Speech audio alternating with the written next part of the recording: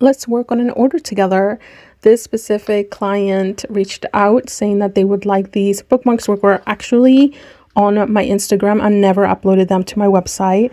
They wanted the owl, the sheep, and a cow. I did sell the cow last year during a show, so I did have to remake it for this client, but I was totally fine with it. I have shared plenty of cow videos recently. I actually shared my last one not too long ago because I am behind on videos. But since you have seen a lot of the cow previously, I didn't show a lot of it this time. But I did want to go a little bit over it because I did mess up on the nose specifically. So when you're metal cutting, you have to be careful where you cut because you can leave weak areas where the metal will bend. And a lot of the times it's these tiny details. So for example, the nostril of the cow, I cut it incorrectly. I should have started cutting towards the nostril first or towards the left, and instead I went right, and I did see my mistake. So I decided to cut straight, because if I did end up cutting the nostril or continue to go through that line, that left nostril that you're looking at right now would have been weakened and bent if I had continued to go the whole way. So I decided to instead cut straight, go back and cut each nostril since there's still tension from the copper at the top. So that means that the metal is not going to bend. And then I had to go back and cut the top part.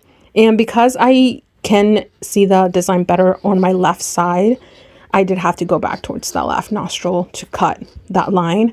But if I had done it like I was supposed to, I could have done it all in one cut instead of having to cut it into sections like this one.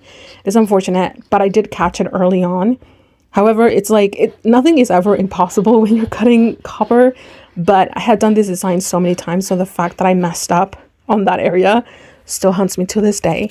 And it's like so insignificant, it doesn't affect the design at all. But if I did mess up and if I continue to be just like on this flow and did not notice that that was happening, it would have been a nightmare to try to cut that in a way where it wouldn't bend.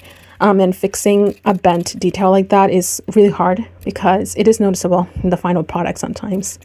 So other than that, I did show a little bit of a speed up process of cutting the wheat.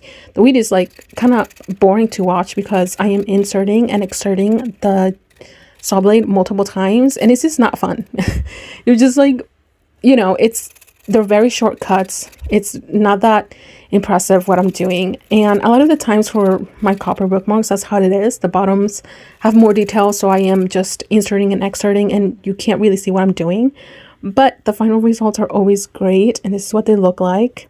They should be receiving the bookmarks soon, so I hope they enjoy them.